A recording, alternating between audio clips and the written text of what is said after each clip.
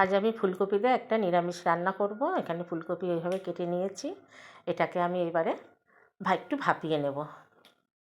এবার মিক্সিং জারে আমি কটা কিশমিশ, কাজু, কাঁচা লঙ্কা আর কিছুটা পরিমাণ পোস্ত নিয়ে এটাকে আমি বেটে নেব। এবার কড়াইতে খানিকটা তেল দিলাম, দিয়ে আমি ফুলকপিগুলো ভেজে নেব।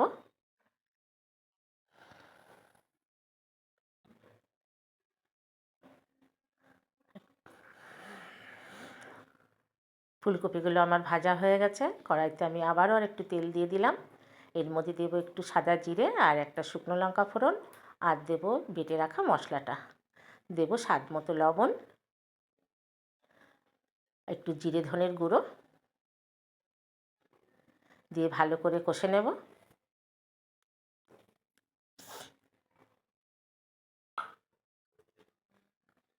আর দেবো এর মধ্যে আমি বড় চামচে 2 চামচ টক দই দিয়ে এটাকেও ভালো করে মিশিয়ে নেব।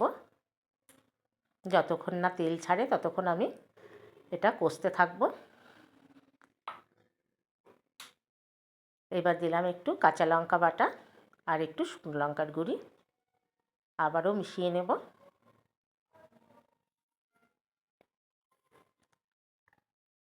আমার মশলা দিয়ে তেল ছেড়ে দিয়েছে। এবার ফুলকপিটা দিয়ে দেব, দিয়ে আবারও ভালো করে কষে নেব।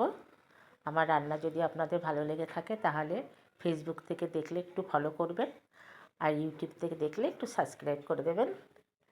এবার দিয়ে দেবো খানিকটা জল। ফুলকপিটা আমার আগের থেকেই সিদ্ধ আছে, আমি অল্প করে জল দিলাম। ফুলকপি আমার হয়ে এসছে। এবার দেবো একটু গরম মশলা, মিষ্টির জন্য একটু গুড়, আর দেবো 1 চামচ ঘি।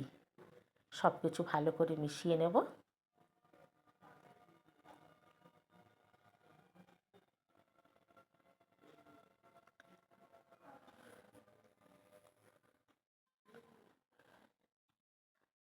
এবার আমি নামিয়ে নেব।